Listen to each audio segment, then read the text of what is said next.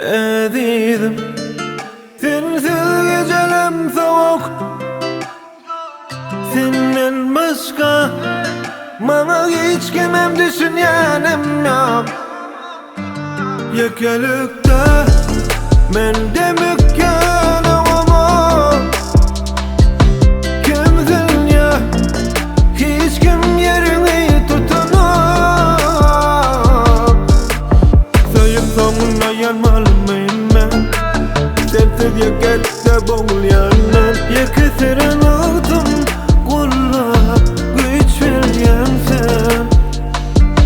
Senden başka hiç kim deme kırdıyamam ben. Sensiz ecirleyen benden kavar tutamam. Sen boğulayan ben unutup bilmen bilsen. Zarf olup sesine sen gerek yüreğe, hiç kim geçmez yarına.